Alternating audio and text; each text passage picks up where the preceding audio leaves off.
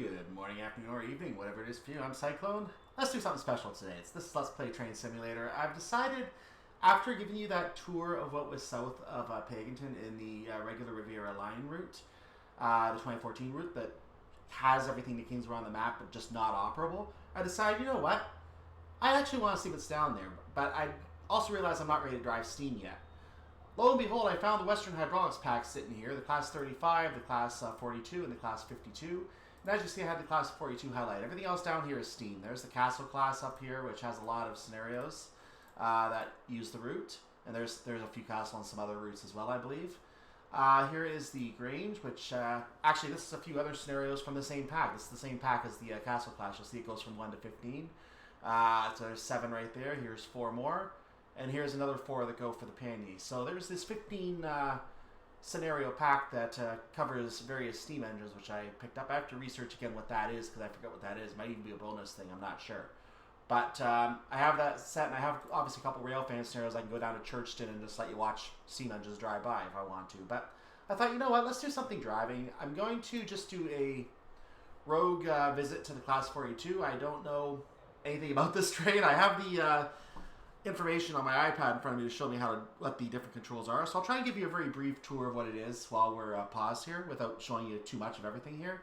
But I honestly don't know anything about this train or how it drives, so you're going to see me trying to drive this for the first time. And given this is a career scenario, this is probably not a good idea. But yeah, let's see what happens. And we'll see what I can pull off with this, see if I can pull off a good run with this. One of the things I have to really keep an eye on is the fact that there is a particular item called the driver safety device item, which I have to figure out how to operate as we go. So I'm going to have to learn that as we go here. I do know that Control D operates that, so that'll be interesting to do. But in the meantime, let's go into this and see if we can figure out how to run this scenario. The reason I chose this, by the way, is because the Class 42 has a scenario that goes all the way to Kingswear, whereas the other ones, this one only starts you at Exeter going to Paignton, which we've already seen on the other route. And this Class 52 goes to Exeter. I'm not sure where Hackney Yard is. I honestly am not sure where the Hackney Yard is. And I probably should investigate that before I say where that is. But it's going to be going up to Exeter anyway, so depending on where the Hackney Yard is located, that may not be worth checking out. So I'm actually thinking I might just go ahead and stick with the Class 50 or 42 here, even though the 52 might be easier to drive. Tough decision, but since this Class 42 I know goes all the way to Kingswear, I'm just gonna go ahead and do that, then we've seen the entire route. So why not? We've seen the entire route. Then you know what really is south of Paignton way back in the past. Of course, nowadays there's a separate link from the main line which ends at Paignton, and the steam railway starts. So it's gonna look a little different when we go through Paignton. I'll try and show you that as we go through. In any case, let's get into the scenario and let's see if I can figure out how to drive this thing. See you in the route. So before we get started with the scenario itself, let's take a look around the cab here. By the way, this is Kingswear. We'll take a closer look around Kingswear in a moment. So we're starting at Kingswear. But let's go ahead and take a look at this train before we get going here. The first thing I want to point out, and I'm going to try and do this in some sort of order here, is the train brake. The first time is that train brake, which you're going to see me moving right now. So that's the train brake right there. And it has obviously several phases it goes into as well. I'll go show you that more when we get moving on the HUD in a moment. So moving along, the loco brake is, let me just make sure I got the right keys. It is these keys. So you can see the loco brake moving right now. If you have no engines on your, no cars on your locomotive, you can use that to control the brakes as well. So that's another braking option. The horn, there's a horn lever. I don't know if it actually works with the bell. Oh, it does. So there's your horn and your bell. The throttle, of course, is normal, and I'm going to make sure the brake's applied so I don't get moving here, but you can see the activity right there for the throttle, and then turn it off, and you notice some lights on the dashboard that come to life. I'm going to keep those in eyesight as we're going during the scenario, because those mean different things, which I'll explain in a moment. Engine on off, I'm not going to play with. Reverser, by the way, is this thing. And you saw that moving to the right of the throttle, so there's the throttle again. Here's the reverser. That's forward, this is back. Moving along, there's an exhauster switch. I'm not going to play with that because that's what keeps the vacuum pressure in our train. It's default to on. It's going to stay on, but the vacuum, the The dial in question is one of the extra buttons, which is... where is it? I can't actually find... Oh, it's on the back wall, I think. No, I can't find the buttons. This is a good sign. Oh, it might be over on the other side. Oh, no, never mind. It's down here. So here's the buttons that are simulated. You're going to see I'm highlighting the goods passenger switch. There's the instrument lights, which can be useful to turn those on, as you just noticed. I'm going to turn those on as we get going. And over here, this is the anti-slip. So the anti-slip is the an anti-slip control, which helps provide slippage on the train as you're going. We're going to try to not need that. There's a cab light. Turn that on. Over here is the sander, which drops sand, obviously, on the tracks. And I think I've covered all these buttons that I need to here. So, oh, there's the exhaust switch that just lit up. So if you turn that off, then you're going to lose brake pressure in the train. You're not going to be able to apply the brakes. The train brake will become inoperable. You're limited to the local brake at that point. So naturally, you're not going to want to switch that off. That's a bad idea. I saw here we're also limited to 90 miles per hour, so you have to keep that in mind. There is a handbrake, and I have to see where the handbrake is. The handbrake is located somewhere where I'm probably not going to use it.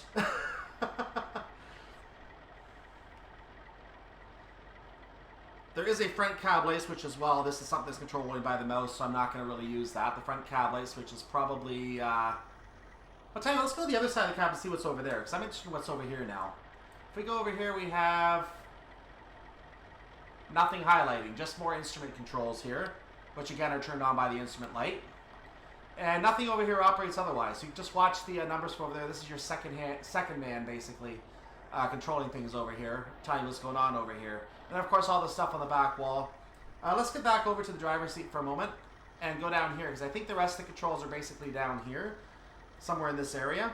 So we do have over here, let's highlight this. This is the train classification indicator lights. This will change the lights on the front of the train. I'm going to try to figure that out. I'm not sure if we have to do anything with this. It might already be set up for us. So I just leave them be for this particular run.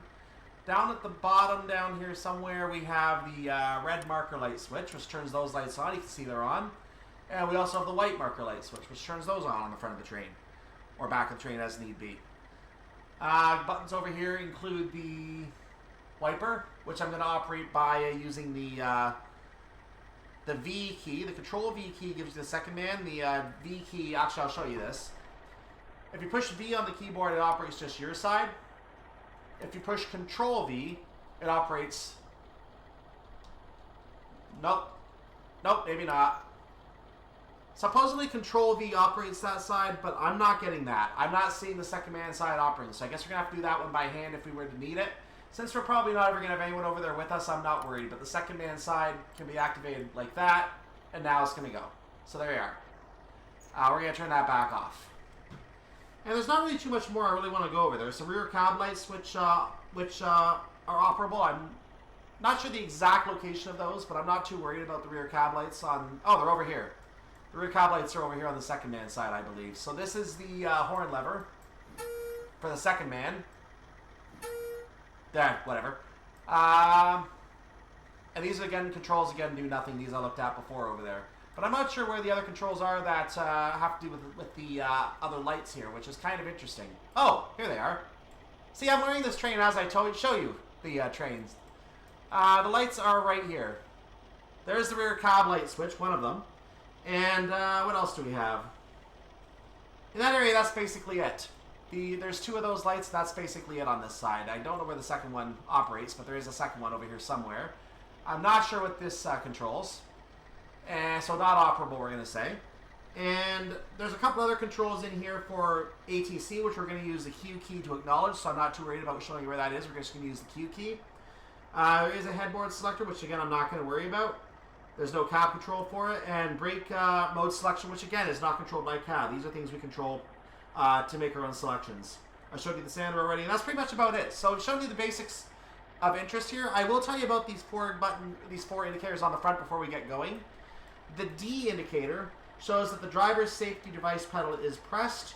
The light goes out when the pedal is lifted. Now, I'm not sure offhand why I would want to demonstrate lifting that. We're going to be keeping it pressed the entire way, but if we do want to depress it, I believe Control D. Nope, it's not letting me depress it apparently, so I'm not sure what we're supposed to do with that. But the if you did want to depress it and simulate having the train automatically shut off, there is a control down here where you can turn it off.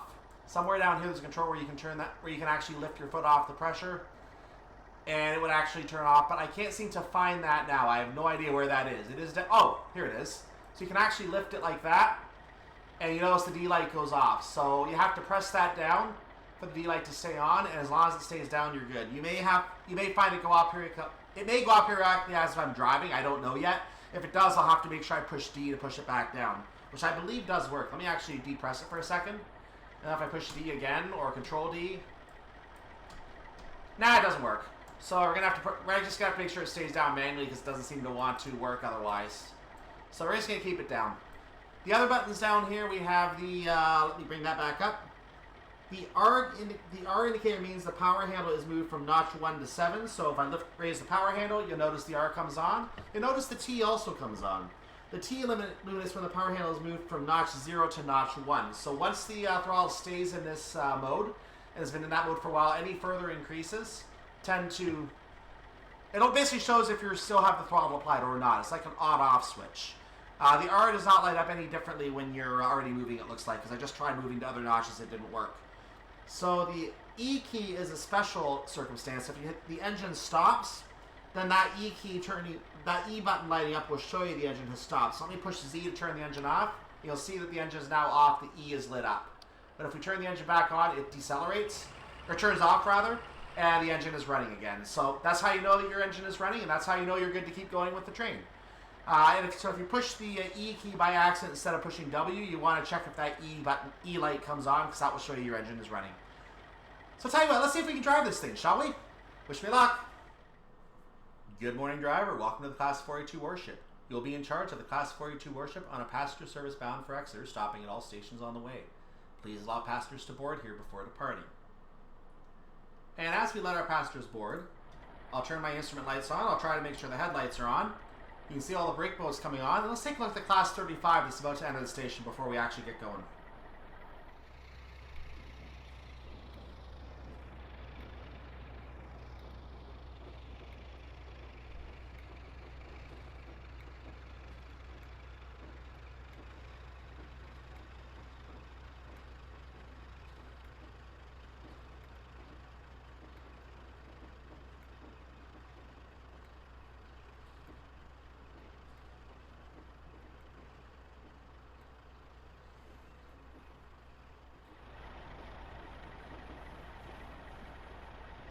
So you just saw that we got our signal. I'm going to put the reverser into forward so we're ready to go in a moment. I'm not applying any throttle until I know we're safe to go, because at this point the throttle will take effect.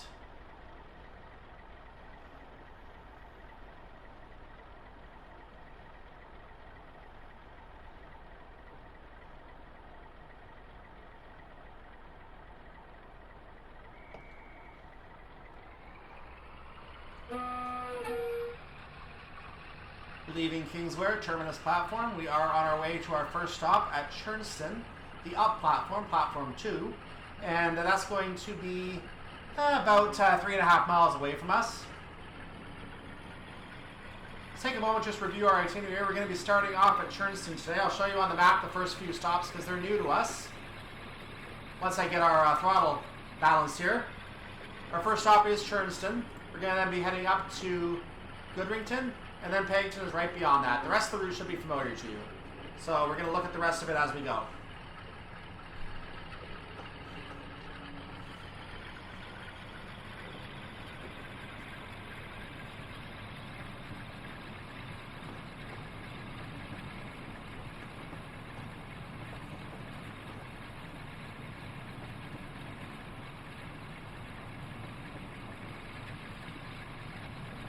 Now, something I've been finding when I first tried driving this train on a practice run before recording this for good, the brakes in service mode apply very, very well, almost too well. I don't know if it's realistic for them to apply this well.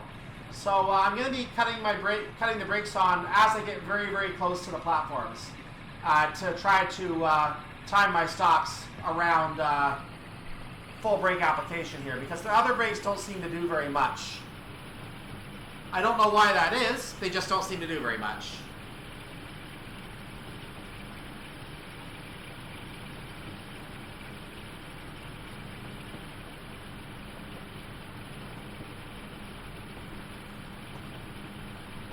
The Class 42 has 4 different brake modes on it. I'm just not familiar enough with the train to know what the different brake modes do.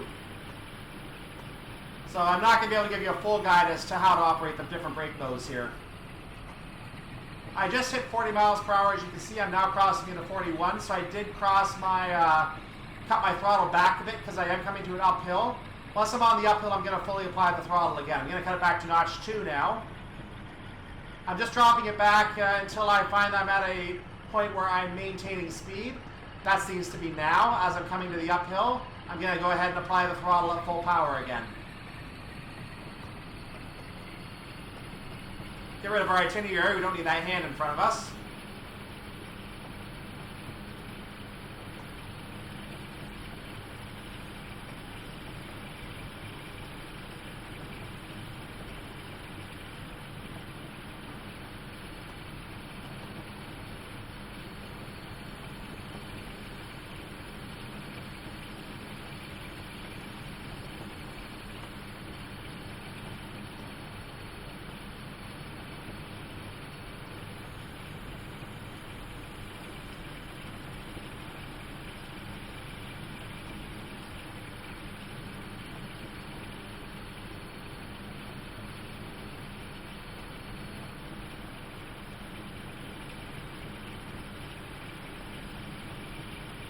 As you can see, we're maintaining speed very nicely. I'm sure you noticed the tunnel coming up on the HUD. I'll get to that in a second. We're going to have another landmark first that is very, very close to that tunnel. So there's nothing important around this left turn, but we're going to have a right curve that goes across our first major landmark on this route.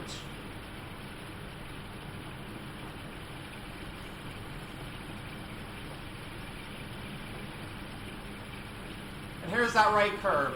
Across this, along this right curve, we're going to cross the Greenway Viaduct. The Greenway Viaduct right here.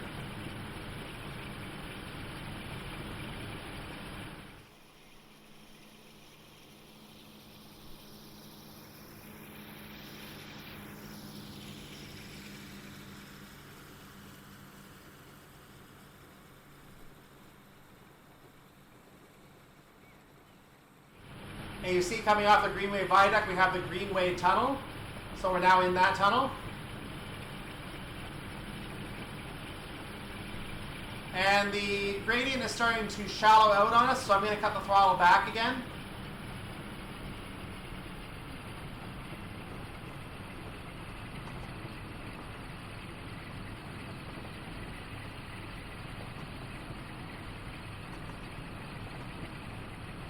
And I am starting to slowly lose speed now, which is perfectly fine because our stop is up ahead.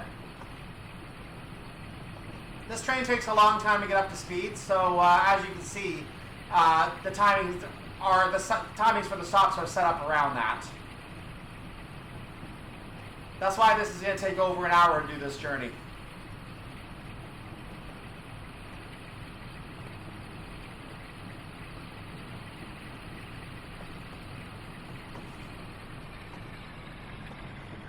So at this point, I've gone ahead and out of the throttle completely because we are coming up fast on the platform. We're about half a mile away from it.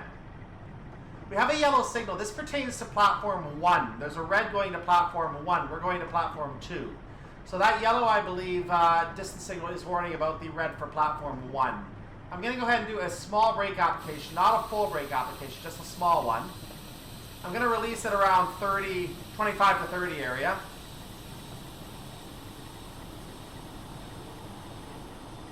So I'm going to release it now. I'm going to maintain a little bit of throttle in this area.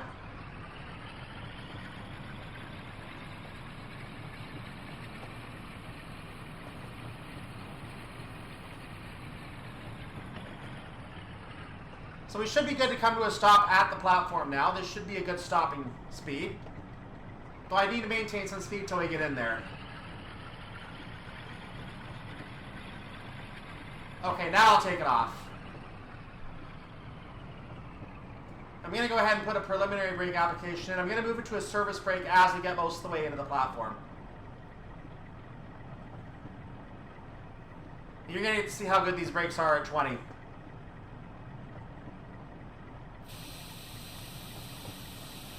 So you can see I've applied the service brake. You can probably hear it as well. I might shoot beyond the end of the platform slightly, but no, it looks like I'm going to come to a stop before the end of it, which is what I wanted to do. Doors are open. Arrival at Churchston, platform 2.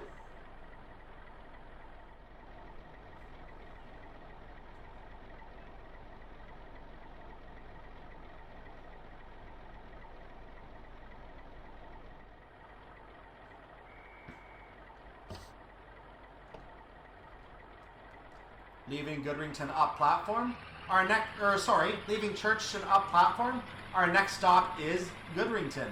It's about 2 miles away from where we are right now, and I'm going to slowly ease our way up in speed again. Something I've been learning trying to drive this train is that you cannot go into full throttle even after you have about 10 miles per hour on your train. You have to stay in a lower notch throttle, as high as notch 5 or notch 6, until you are going at a decent speed, at which point you can go ahead and apply full throttle. So a little thing to keep in mind if you play a career scenario like this with the Class 42 is that full throttle can be an enemy. But on this stretch of the railway, we're going to have a downhill anyway, so we don't necessarily want to go at full speed anyway, at least not at this point.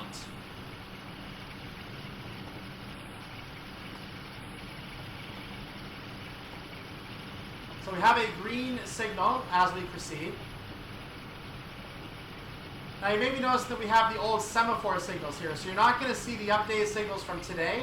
They're all semaphore signals on this route, so it's going to be much different drive to Exeter using these semaphore signals that will be having the signals of today, which allow you to have a double yellow and a single yellow warning aspect at regular signals. In this case, you only get the distance signals. As we cross the Hook Hills Viaduct, we only get the distance signals, which may or may not reflect your specific signal. So it can be a little challenging to figure out what you're working with on the distance signals. I'm going to try to apply a lap braking and see if I can get to apply before we hit 45. If not, I'm going to need to apply a service brake to get ourselves down to 35 in a moment anyway.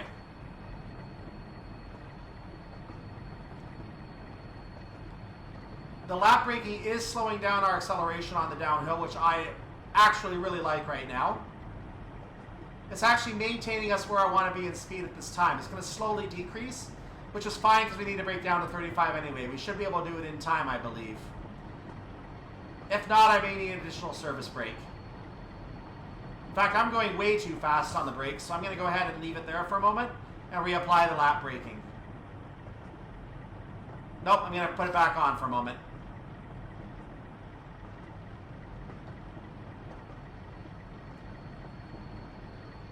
That should do the job.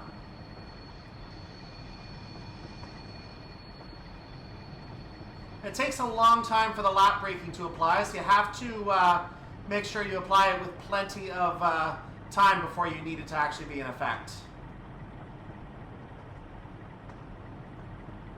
I am hoping I get down to 36 in time. I will be down to 36 in time. Good. So I'm at 35 now. I'm going to go ahead and release the brake for a moment.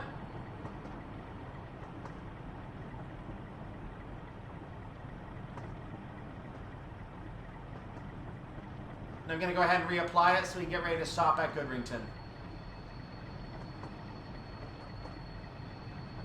The lap braking is doing nicely for right now. We're now about 4/10 of a mile away from our stop. We're going to apply the brakes when we're about 2/10 of a mile out into a service application to get ourselves down to a slower speed. In fact, our brakes are already doing a good job doing that for us, so I may be able to change that plan as we go here.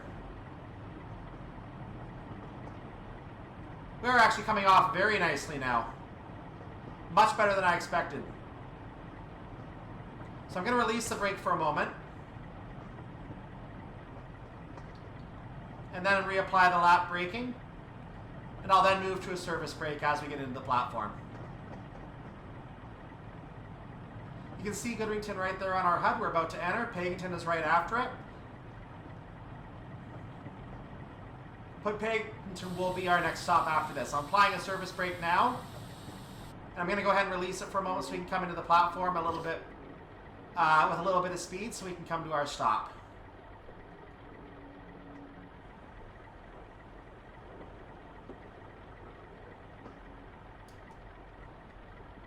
Back to a lap braking so we can get the brakes to start applying.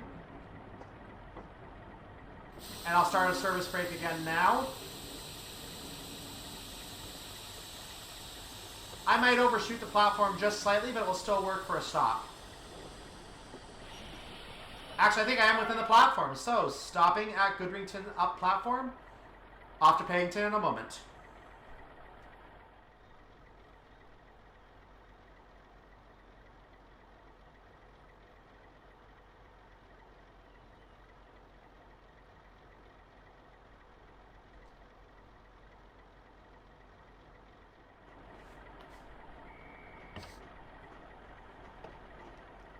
Leaving Goodrington platform. I was a little slow releasing the brakes there, so I'm going to take a moment to get up to speed.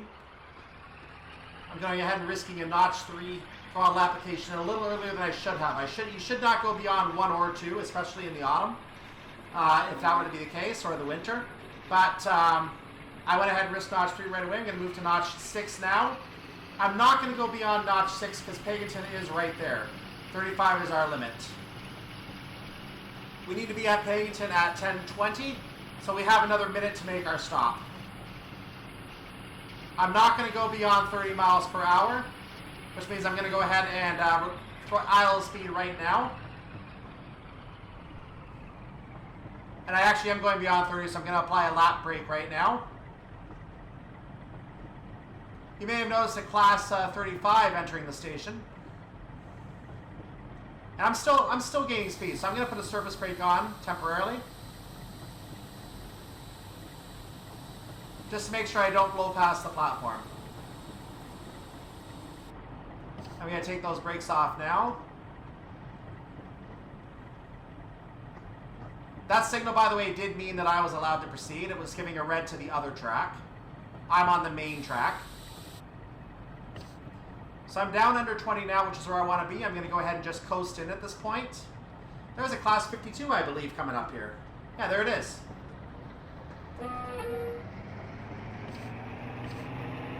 You're hearing that train taking off. I thought it was me for a second, but you're hearing that train taking off. He had to wait for us. So I'm at low enough speed that a surface brake should work very nicely when I need it. I'm just keeping the lap brake on now. And I'm now about halfway into the platform, so I'm going to apply the surface brake now.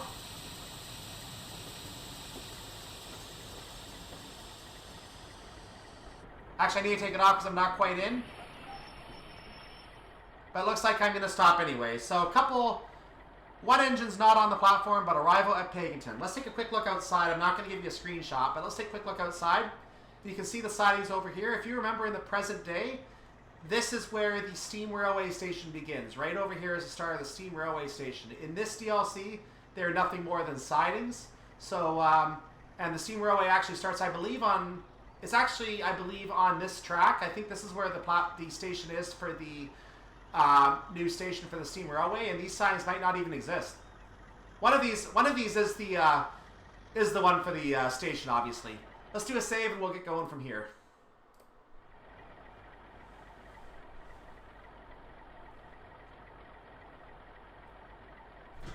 I'm going to go ahead and release the brakes quickly.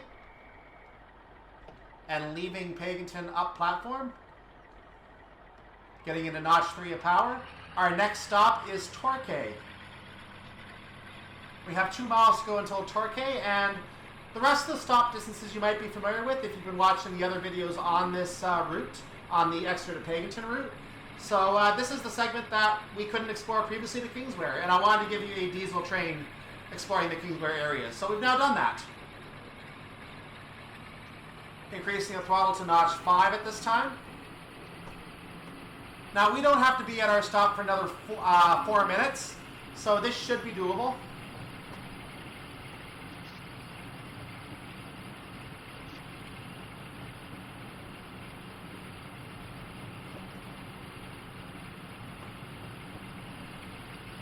Moving into notch 6. And we are coming on uphill, so I'm going to temporarily apply full power. But I am going to be cutting that back. Another thing you might have noticed about the platform, when you leave that platform on the current day route, the speed limit leaving the platform is 20 miles per hour into a 40. On this version of the route back in the Steam days, this was a 35. So you can see that the speeds are different depending on which version of the route you are running. You have to keep that in mind when you are making scenarios. You need to know the speeds on the scenario that you are creating. I'm releasing the throttle down to notch 2 at this time, so I can maintain some power. I'm going to move it up to 3. I heard a bell of something. So I'm now in notch 3 of power because I noticed I was losing speed at notch 2. I just want to maintain speed at this time, as we are going to come to a downhill, at which point I will remove the throttle completely. Okay, up to notch 4 at this time.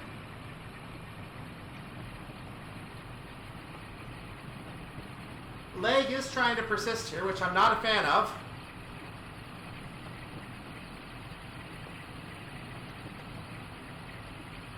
I may have to try that change to my paging file. That may be necessary. Okay, I'm coming. That bell must be for my train. I don't know what the bell is, but it must be for my train. I have not heard that until this segment.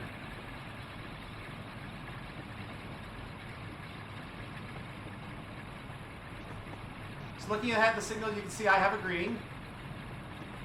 The distance signal does say the next signal after that is green, which is good because these signals are very, very close. Actually, this is just a point, so there must be a signal representing one of the points. You can see Torquay coming up ahead. So we're in about the butter zone for our stop here, in terms of timing.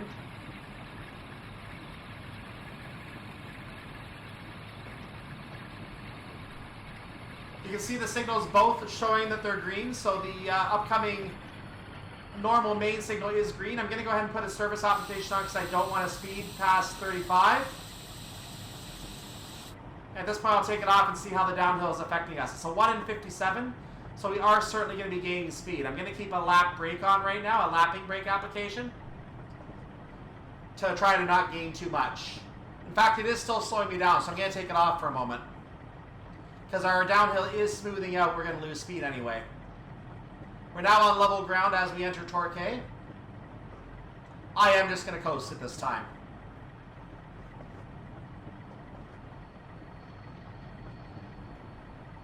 Looks like the other lane also has green signals, or were those my signals? They must have been my signals. Distance signal again says that we're green ahead, so we are cleared into Torquay. I'm not going to try to call out all the bridges and underpasses. I don't know if they are the same as today. We already know there are some differences from today. So these are going to be possibly much more different. The only routes that I'm sure are 100% likely going to be the same are the A routes, the major highways. Other than that, I'm not sure what is really different and what is the same. So I have a lapping brake application on now because the service brake would be too strong at this time. So lapping brake should help me slow down in plenty of time.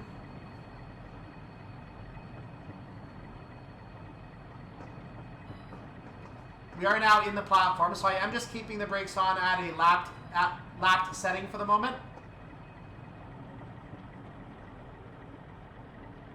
Then actually take them off for a moment. They're too strong. And now I'm going to reapply them. And take them off again because they're still too strong.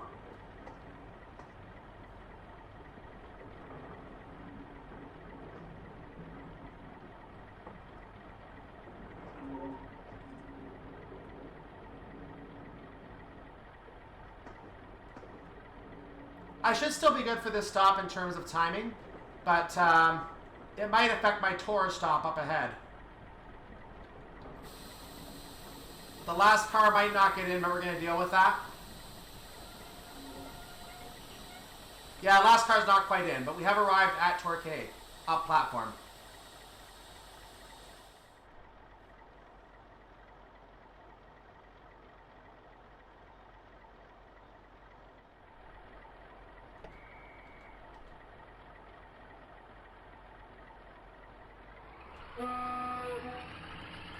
leaving Torquay up platform. You can see that I need to do my quick release a little earlier because I am not getting speed as quickly as I'd like to here. So I'm going to have to work on that a little bit. But we have to be at our next stop, Torre, in about a minute and a half. And we have about a little less than a mile to go. So because I was running a little slower than I should have, I'm pushing this stop a little bit.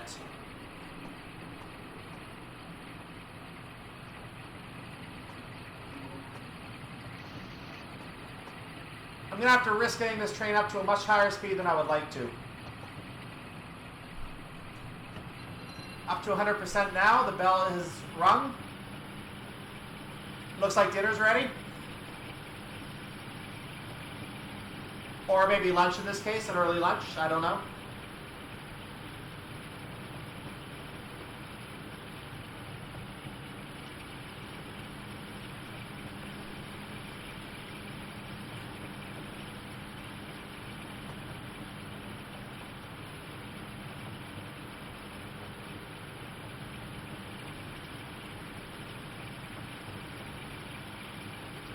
Now it's worth knowing that because we're using semaphore signals, there is no AWS system. You actually have to watch the signals. This is back in the day when the signals were really all you had to work with. And if you missed one signal, you were going to have a lot of trouble. I think this is the class 42 coming up. Yeah, class 42, number 1026.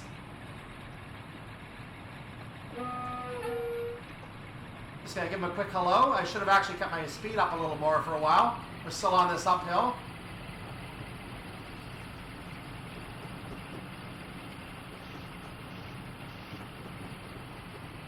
We are coming up on the platform now, so I have taken the throttle completely off and I'm applying the lap brake right now. We are cleared into the platform, as you noticed, by that green signal. I'm going to go ahead and take the brakes off for a moment because I need to get into the platform. And then I'm going to apply a service brake. This will do for now. Get a little bit of... That didn't do anything, actually. Now I'm going to apply that brake quickly.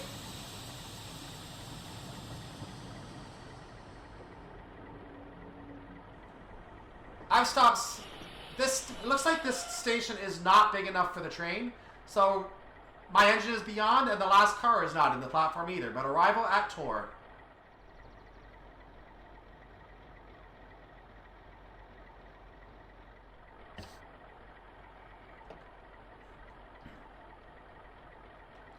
Leaving Torre station, waiting for our train to get up to some speed here, and then I'm going to increase the throttle as I get up to some speed, so it's notch 4 now.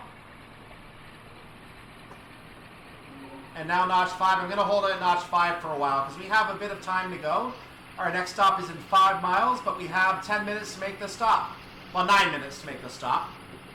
Maybe a little closer to 8 because of the leaving time being the same minute. Going to go up to notch 6 and now full power as soon as I get that 6. There we go. Full power.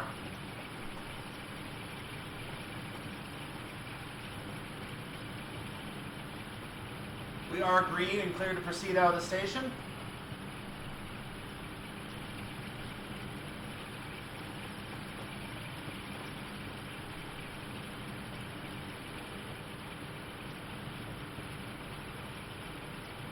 And there's the Torre siding going by. Looks like we have a 50-mile-per-hour speed limit ahead, but for the time being we have to maintain our slower speed of 35. I actually cut off the throttle a little too early. So I'm going to go ahead and go back to notch 6. Because that should be good for our increase at this point.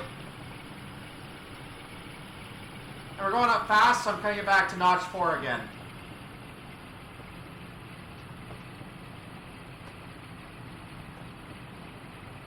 And that's actually not doing enough. So I'm just trying to finagle to find the perfect spot to keep it up.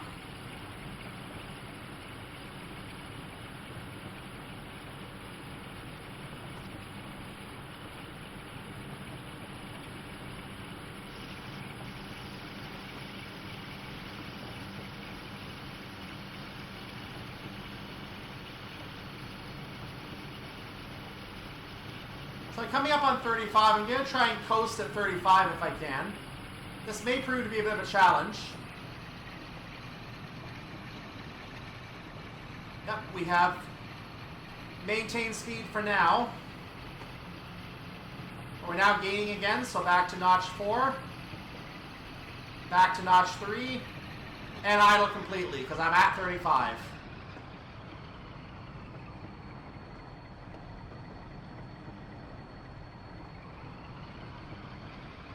Oh, I'm gaining speed at notch 2. Yeah, I'm going to idle right now. Because we're going to be coming into the 50 in a moment, and I need to allow the speed to drop a little bit so the downhill can do its job. In fact, it's not going to be able to do it. So I have to apply a temporary brake here.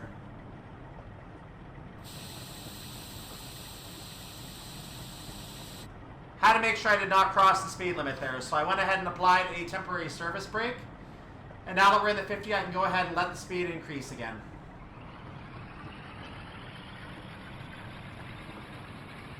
I am going to use a notch 5 power to gain a little bit of speed up to about 40, 45. I'm going to go ahead and cut it off in that range. And I'm going to rely on the downhill and the brakes on the train to maintain speed at that point. So I've started easing back the throttle. I'm going to go ahead and idle the throttle now.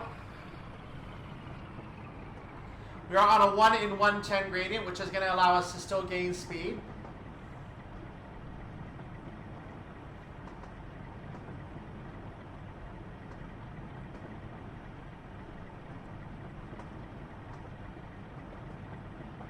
Our next signal is almost a mile away. A little bit of loading late there, you may have noticed. That does happen. So we are going to continue on to Newton Abbot here. Our signal is now 3/4 of a mile away. I need to put on a lap brake now to make sure I don't go above 50. If I need a service brake, I will need to apply it. A 60 speed limit is coming up, as you see.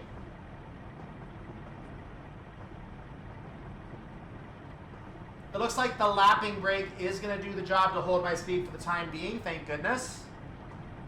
I'm going to go ahead and take that off for a second and then return it to a running brake. Actually, I didn't do that right, so I'm going to do it again. Running brake.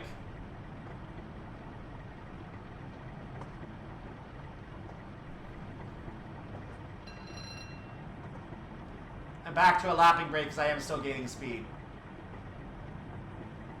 This is our closed station. I don't have the name of it right now, but it is on the map.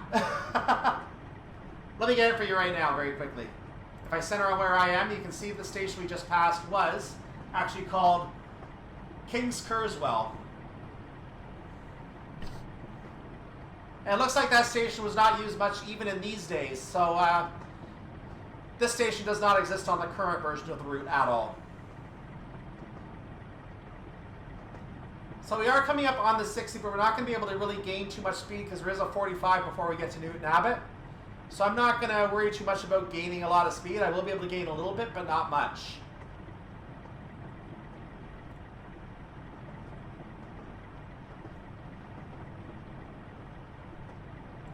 At this point, I'm going to go ahead and put notch 1 of throttle back on because we are losing speed.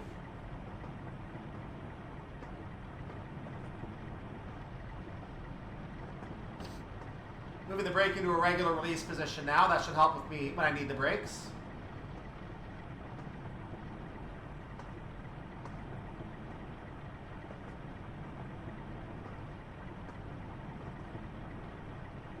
I'm actually maintaining a 47.3, which is interesting.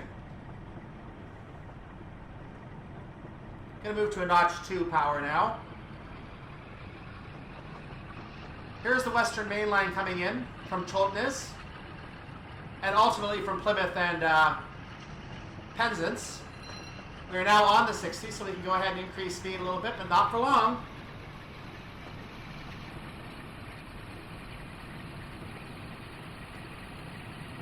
In fact, I'm just going to take the throttle right back off because we have to stop immediately. We are green signal. I'm going to apply that lapping brake again to start slowing down. Then we will need a service brake as we get closer to the platform.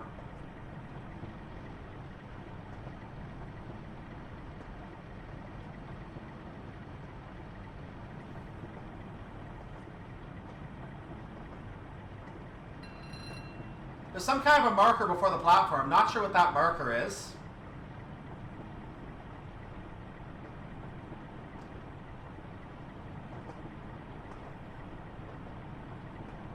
The lapping brake is bringing us down nicely.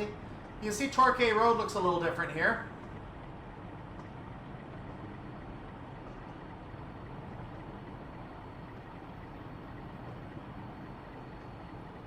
I'm letting the brakes go down a little bit here. I'm going to go ahead and release them now.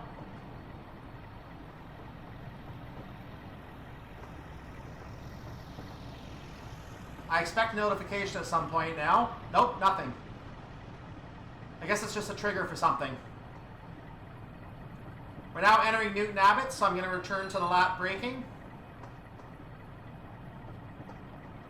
That's starting to slow us down.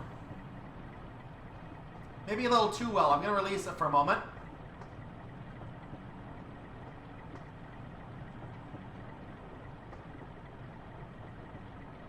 This should be a good stop right here. We have a big platform, nice big platform to stop at.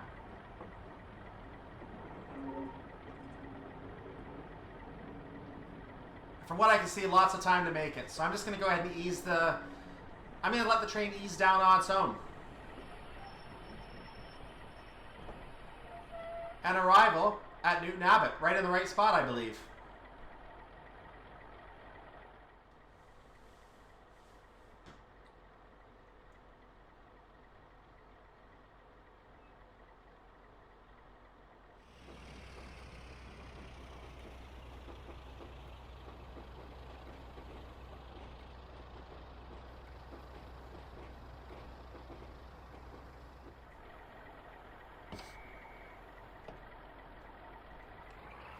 Leaving Newton Abbot main platform, the up main platform, we are going to our next stop at Teignmouth, which is about 5 miles away, as you can see on our HUD there, if you are able to read that in the compressed version of the video.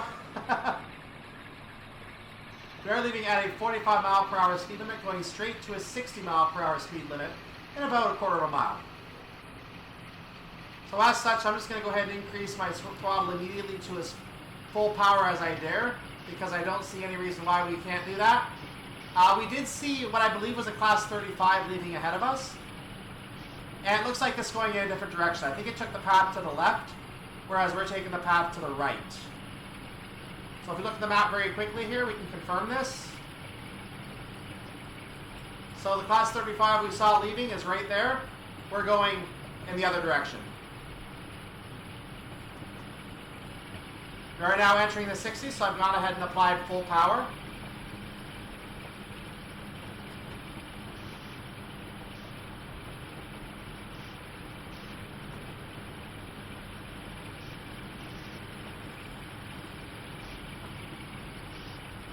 We're starting to approach the part of the route where the speed limits are a lot faster. I don't know if they're going to be 90 fast. Hello.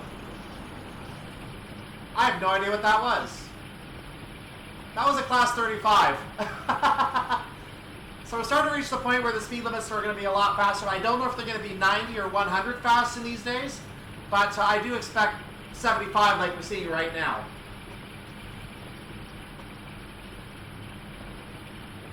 So we're starting to reach the point where the speeds are going to be a lot faster. This is really going to test our braking ability here.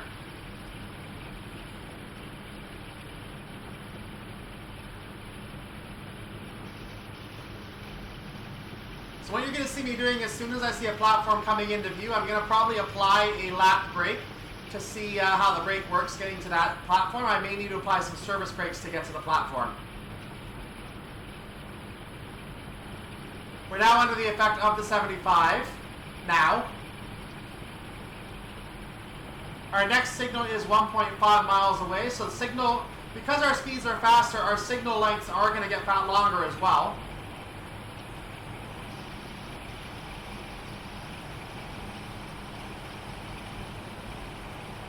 Typically, we're going to get an advanced signal at some point, since those two signals ahead are very close.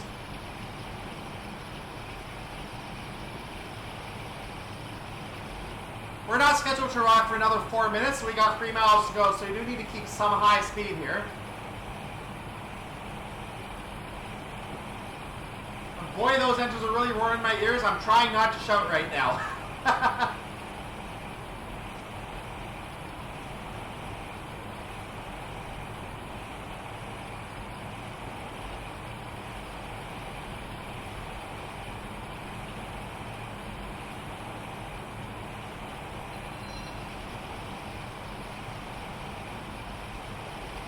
can see a 60-mile-per-hour speed limit coming up.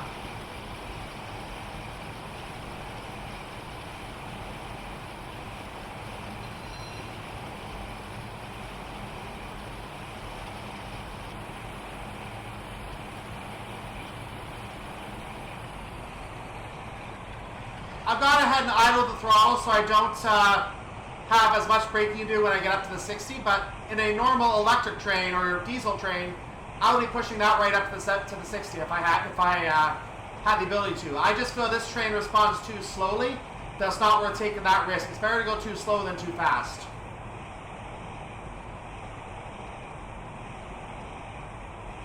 I can now see Teignmouth coming up, so I want to think about slowing down anyway.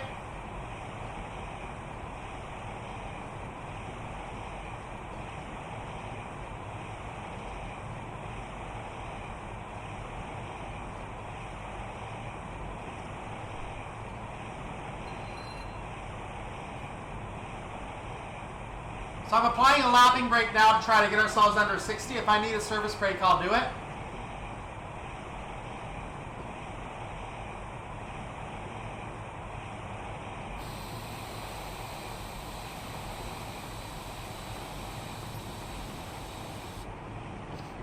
Just in time. Back to a lapping brake. There's our major road connecting to the south. I want to say it was a 379, but I might have that number wrong, so forgive me if it is. The lapping brake is doing a good job bringing our speed down, working very nicely.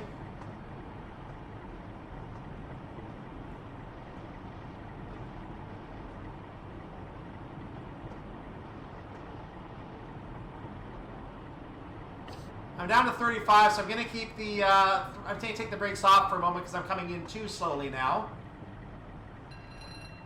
But I'm not going to reapply the throttle, even though I'm looking at the time saying, getting worried.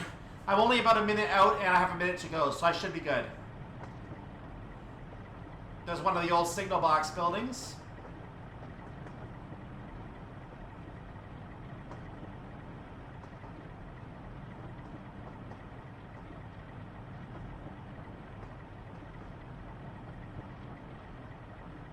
The signals are showing that we have green aspects here. That red is for the other platform.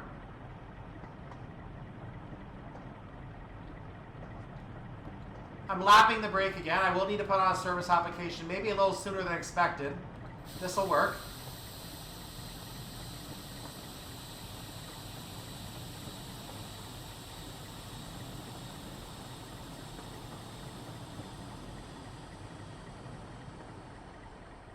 This platform is too small again, so we're not going to get the entire train into the platform.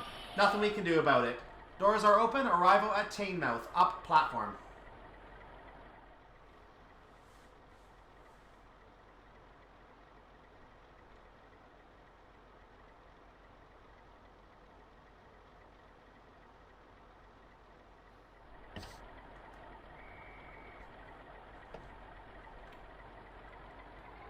Leaving Teignmouth up platform, our next stop is Dawlish.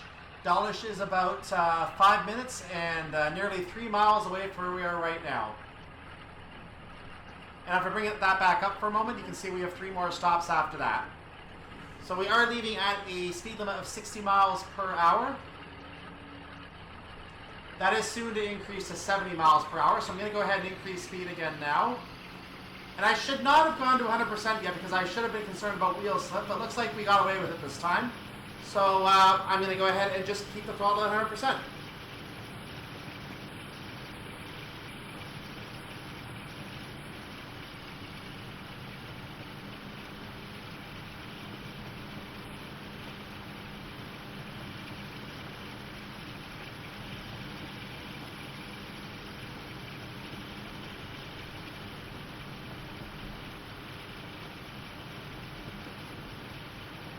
So we've reached the seaside part of our journey.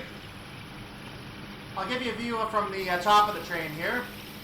There's the same animated waves that we have on the Exeter to Paignton route, just and they still animate. In fact, even if I pause the game, you'll see the waves continue to animate even while the game is paused. So, yeah, That's how the waves work in this game. Anyway, going back forward.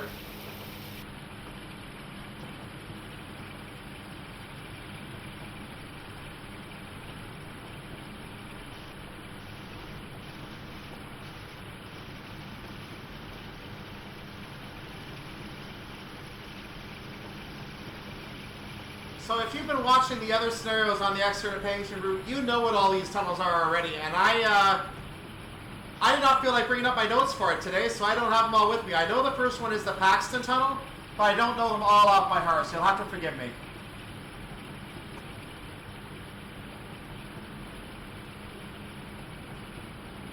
I'm starting easing the throttle back because we are entering a 60-mile-per-hour speed limit, and our stop is after the last of these tunnels. So we're going to have to slow down soon anyway.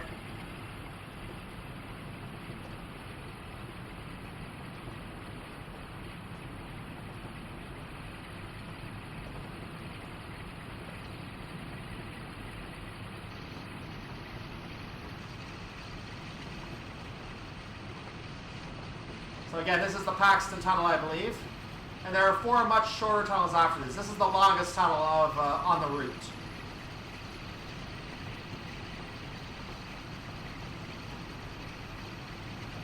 As I enter the second tunnel, I'll start applying a lapping brake.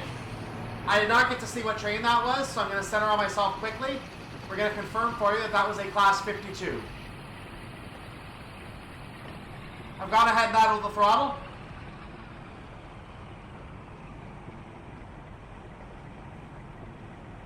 I'm going to apply that lapping brake now. Going to try to start slowing down, but I may have to put on a quick service brake.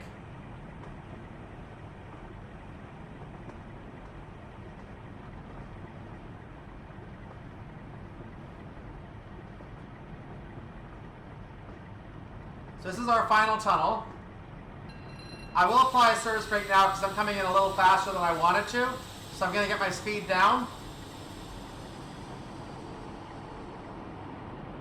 Especially because I have lots of time to make this stop, so I can come in slowly and I should be fine. I've gone ahead and quickly released the brakes so I can ease my way in. I'm going to keep a notch 1 throttle on for a moment. There we go.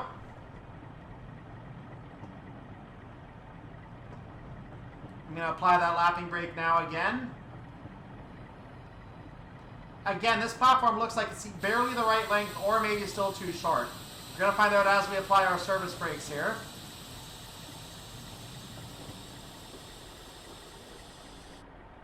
I was a little early on those service brakes, so I've gone ahead and taken them off for a moment. And they went on anyway. This platform was too short, but I could have got a couple more cars in. We'll deal with it. Arrival at Dawlish.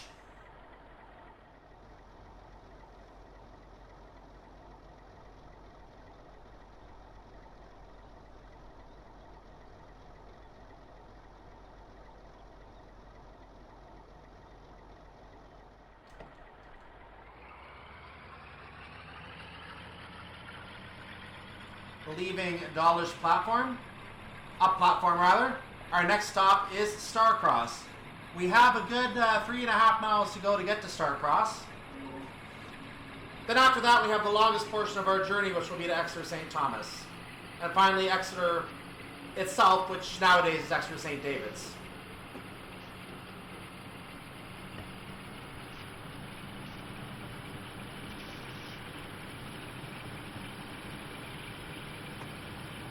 So our 60-mile-per-hour speed limit is going to give way to a 75.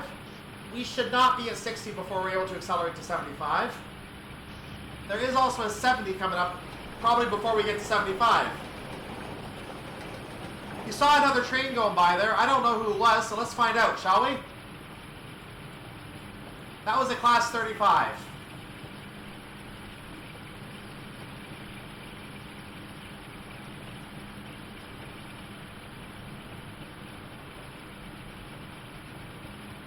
Now our arrival at Starcross is not expected until 10:58.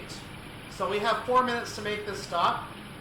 I am watching for the platform to come up in the distance. That'll tell me if I can slow down a little bit before the platform or not.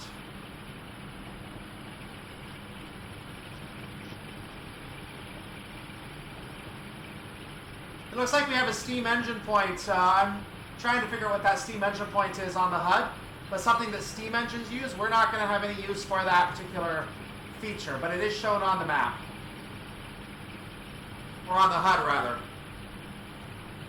And likely on the map, too. We'll learn more about that when we actually drive steam engines. And some of you might already know what that is.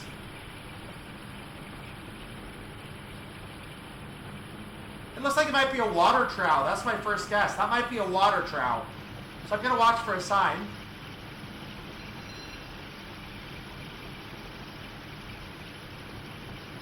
As we enter that situation now, SW. No, not a water trowel. I'm not sure what it is.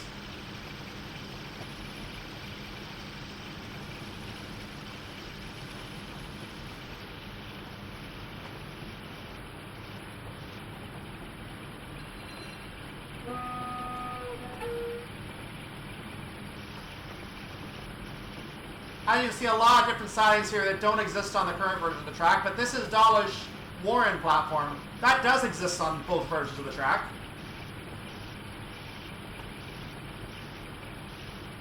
And it does have a lower speed limit. I just don't know if it's 25 or if it's something faster than that.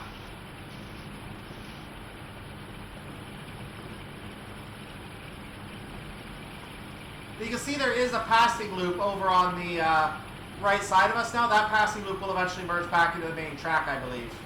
Actually, no, I take that back. The left is a siding that ends. Never mind.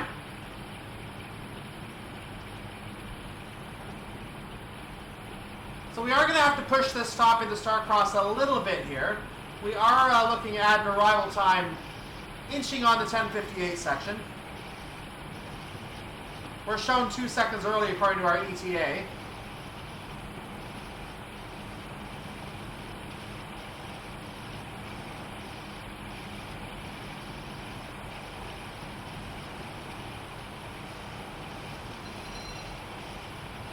You can see we did not get up to 70 at all. We're barely above 60. I'm going to go ahead and idle the throttle now, and I'm going to apply a lap brake.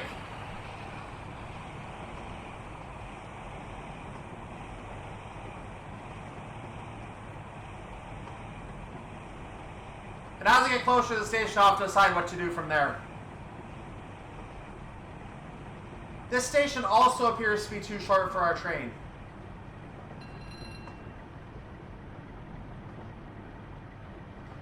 So we may need to blow past the end of the platform to get a couple extra cars on the platform. We'll see.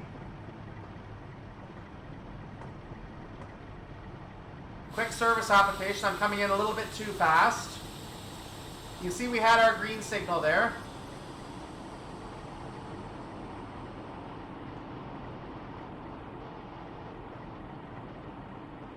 I've gone ahead and taken the brakes off again.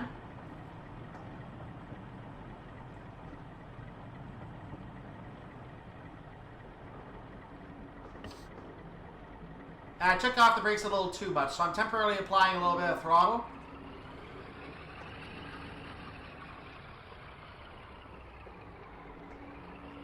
We should be good for our stop in any case, so I'm not concerned at all. But since we have the time, I'm going to try and get as much of the train on the platform as I can.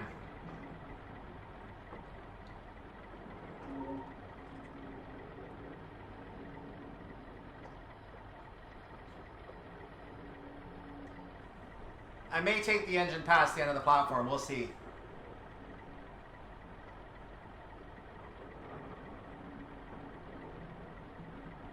That'll do.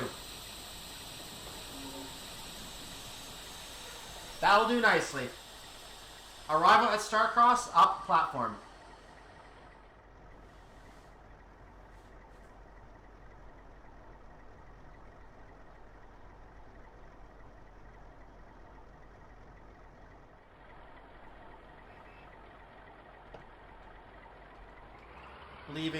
Leaving Starcross up platform. Our next stop is Exeter St. Thomas. This is the longest portion of our journey today, about 7.5 miles. And you can see on the, when I bring up the itinerary, that Exeter St. Thomas is roughly to our left. So we're going to have a mostly straight journey, I believe, on this segment. We're going to cross some level crossings along the way. Now I'm easing the throttle up carefully because I've noticed that even though it's the summer, this section seems to be guilty of causing some wheel slip on you if you go to a full throttle too quickly. So I have to keep the throttle at a minimized level till about 20 miles per hour. And I'm going to go ahead and start increasing to full throttle.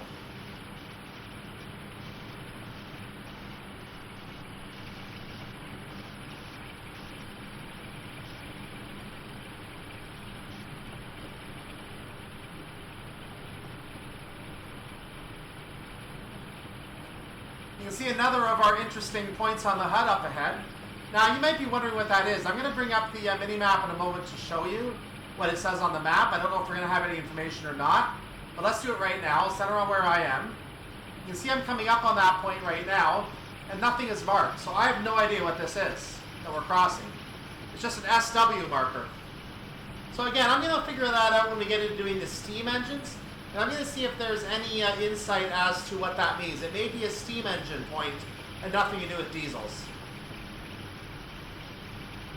You know, recall that I've not seen that in any of the scenarios I've done so far, even ones that you have not yet seen that have been recorded. I've not seen that in any other scenario yet. So I believe it is steam engine exclusive.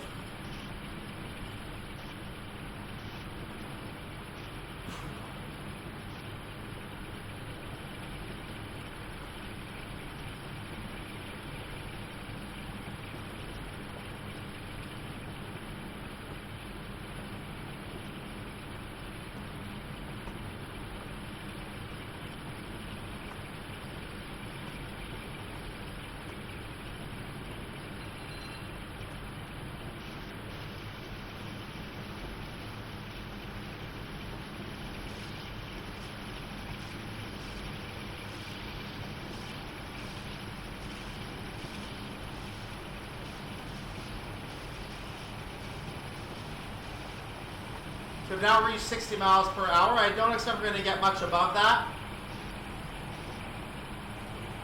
Our maximum speed, I believe, is 90 in the train, but our speed limits are not going to allow us to get up even close to that.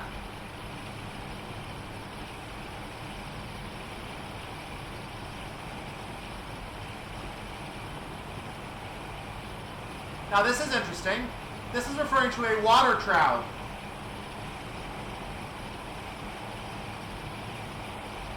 You can see a train coming up here, which is not... Apparently I can't light it up. I tried to light it to show you what train that was, but it did not want to light up.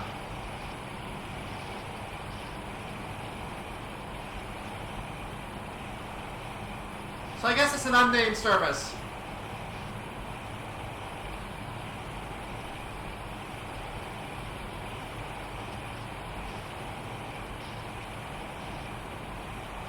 So we are coming up on 70.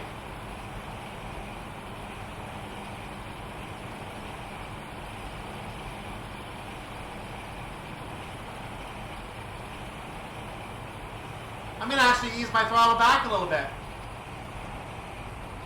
Now that one came up. That's a class 35.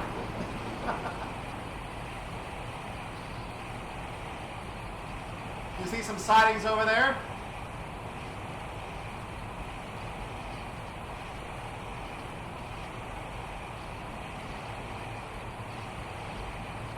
And one beginning to our left. So a little bit of a busy siding area outside of Starcross station. In fact, this is actually a platform, and I have no idea what platform this is. Oh, Exminster Down. Exminster Down used to have a platform here. I did not know that. So Exminster Down is not one of our stops today, but it did have a platform.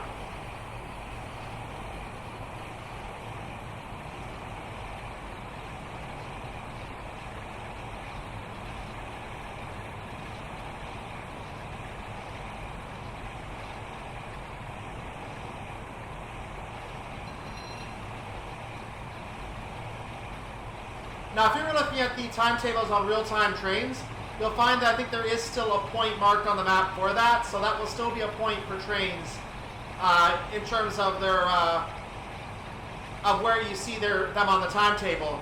That will still be a marking point for trains. Junctions usually are as well, And old stations usually are as well. Junctions and old stations are both usually marked.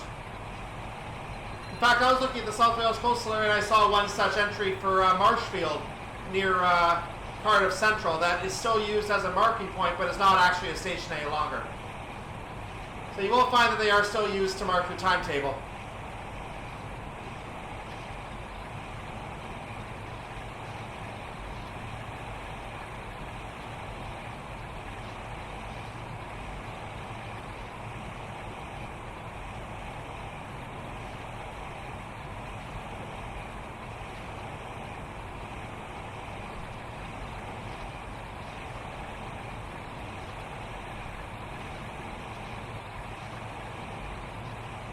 As you can see, we have a green signal.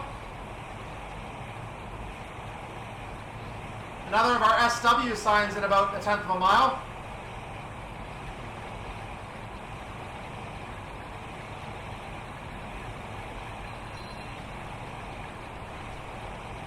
We're coming up on our stop, so I'm going to go ahead and idle the throttle completely.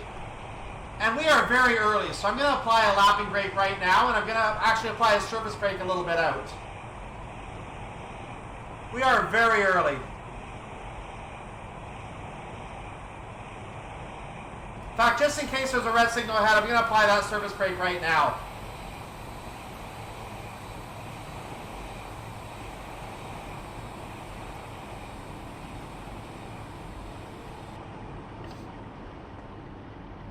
And now I'm just going to go ahead and let it coast unless the signals tell me otherwise. Green signal.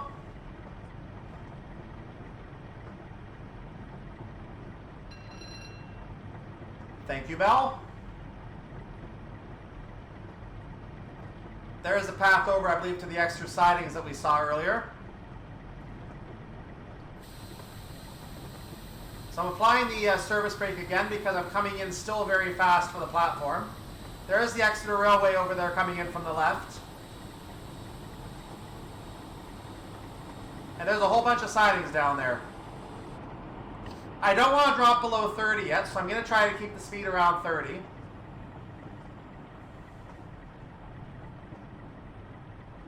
And it's working nicely right now. Putting the lapping brake back on. I'm going to apply a service brake again now as we come into the platform. And I might be coming in a little fast. This platform is small, so I could be coming in fast.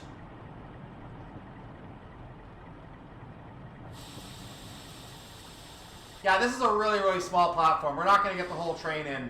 There's no way. I should have actually got more than I did, but we'll deal with it. Arrival at Exeter St. Thomas up platform.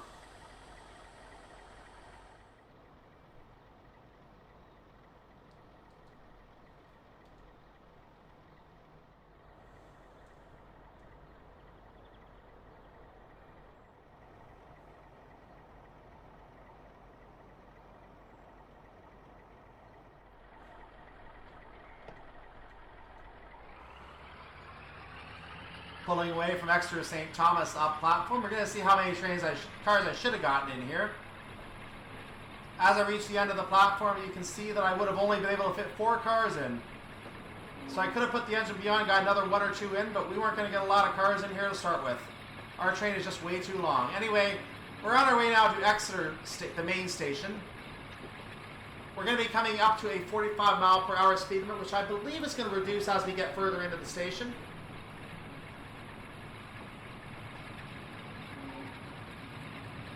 Even now the back cars are still in the station. And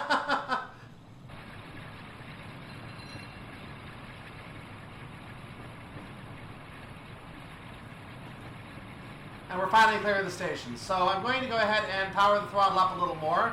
I should have been doing that in the first place.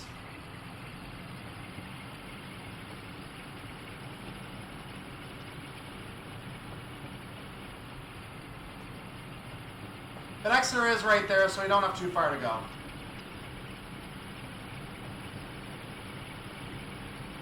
In fact, I'm probably not going to get above 35. There's no reason to. I think that was a class 52. Am I right? Let's see. Is that class 52?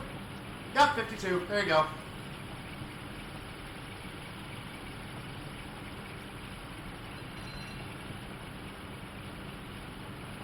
See a road pulling away to the left over there? Actually, I'm going to start slowing down now.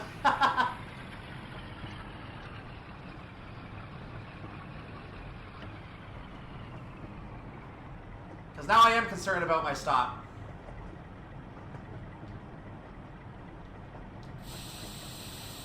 I have a green.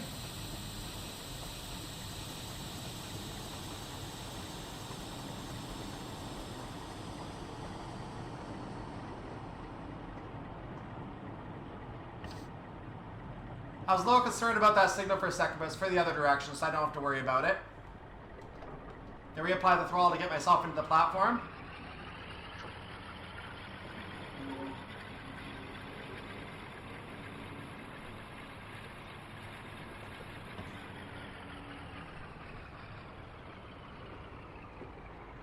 Now I can apply a service brake and stop before the end of the platform, no problem. Not yet. I didn't want to do it yet. Now I'll do it. And we are green to proceed, but we have no reason to proceed. So we're done here. So that's the end of the scenario. We're going to open the doors. We're going to take a look at the train as we wrap up. So there we go. That was our introduction to the Western Hydraulics Pack. We'll look at the Class 35 and Class 52 at a later time. But I wanted to get this full run to Kingswear in just as a bonus to go with the Exeter to Paignton route. And I hope that you enjoyed getting to see that full drive in a train that we have not yet seen. And there is a Class 42 DLC, but it should run very similar to the one that we have here. I may or may not acquire that DLC and try driving this train further. This is an annoying train to drive, I'll be honest with you. But I'm sure some of them are. And this won't be the only one that's a little annoying to drive. The engines, the brakes just come off very, very slowly, and it may take a while for the throttle to apply. So that could really affect you in a career scenario. But if you're doing a regular standard scenario and the timings aren't too tight, you can enjoy driving this train. This is not necessarily a bad train to drive, so you can enjoy this one. And it's not that bad compared, I'm sure, to others. Anyway, nicely done, driver. Scenario complete. Let's see how we did, shall we? And there's the 1,000 points. There's an achievement. There's actually an achievement tied to this pack. Dropping the anchor achievement for the Western Hydraulic Pack has been achieved. So I have completed the first of, well, it is actually the first of the 3 scenarios. The other 2 are actually number 2 and number 3. I think they're not numbered, I don't believe, but I'm going by the order of the manual. This is technically the first scenario in the manual. So we've gotten to run the full run of Exeter to Kingswear in the other direction. We will return to the Exeter to Kingswear route in the future. For right now, I believe I'm going to be plotting this right after the introduction to Paignton that I gave you at the 5th scenario, at the introduction to the area south to Paignton, what it looks like closer to today. And what you saw in this scenario is what it looked like back in the 60s. And I don't think those level crossings were there back then. I could be mistaken, but I didn't see the level crossings as we went by, so maybe they're not there. But in any case, yeah, we got to see the old version of the route, and very nice to get that introduction to this version of the route. We will come back to it again when I start driving Steam, but I want to give that introduction to you today. In the meantime, we're going to be moving to the last of these scenarios, I believe. I believe we're going to be following this up with the last Exeter Paignton scenario now. You will recall there is a Class 159 DLC. I am looking at the Class 159 DLC at a later time. Part of the reason for that is because I want to move at some point to South Wales Coastal, which has a Class 158. It turns out that the Armstrong Powerhouse Class 158 pack applies to the Class 159. I think one applies to the 158 as well, but I definitely know one applies to the Class 159. On top of that, there is a Class 158 on the South Wales Coastal. 2 scenarios in the Riviera Trains Wales ZMU pack are with the Class 158, which is part of that pack, the Arriva version. And there's also a Class 143, which you should know from this route, as part of the Riviera Trains Wales ZMU pack as well. So I want to introduce those trains on South Wales Coastal. I'm not decided if I'm going to show the main 175 scenarios or any others yet on that route, but I do definitely want to get those 2 trains introduced, and I'll see what else I can introduce while I'm up there, because there's a lot of scenarios there. I'm going to break that into segments anyway. But I want to break those apart, and then I'm going to come back to here and drive the 159 here. Obviously, we've already seen 158 on Glasgow, on suburban Glasgow, so it won't be our first introduction to 158, but I want to show you the 158 on South Wales Coastal before we come to the 159 here on Exeter to Paignton. So we'll look at it that way, and I have some other routes to bring up in the meantime that you will see. London to Brighton, I think, is going to be after this, the way I place it. So you're going to get to see all that as well. All the videos are cut. I just have to start posting them. So I'm going to work on cutting this one immediately. So keep that in mind. This is all going to be coming up. And yeah, I hope you're enjoying all of the content here on the Train Simulator channel. Make sure you do support me on Patreon if you do want to offer support to buy new DLC and things like that. I typically wait for them to go on sale, so they're going to be a better price for me anyway. But because there's just so much content, it costs you thousands of dollars as it is. Of course, you're going to wait for a sale. It's not like you're going to just buy it once and be done. So of course, you're going to wait for a sale for everything you can. And but having any extra subscriptions from Patreon would help me be able to buy more content that I might otherwise not be able to obtain. So your support on that is appreciated. I'm going to start driving Steam because I understand that is a much more requested thing to see on these Train Simulator videos. You're going to have to put up with a little more diesel until I get to that point, unfortunately. So keep an eye out. There will be some Steam coming up. Haven't decided if I want to tie that to a certain subscription goal yet. But let's see if I can get some subscribers here on YouTube. And if I can get enough subscribers on YouTube, I'm definitely going to want to put in some Steam to give you guys something to enjoy here. No guarantee they're going to be career scenarios. They may be a little more annoying. Anyway, make sure you like the video. Make sure you subscribe to the channel. And if you want to support me on Patreon, go ahead and do so. It's in the description. And I do want to thank you and wish you a wonderful... By the way, it's in the description on all of my videos, even though I don't mention it, because some of them were recorded before I set up the Patreon. Many of them, actually. So, including this one. So make sure you like the video, subscribe to the channel. I will see you next time for more Let's Play Train Simulator. I'm Cyclone. Have a wonderful day, evening, or night, whatever it is for you. You're part of the world. See you next time. Bye-bye.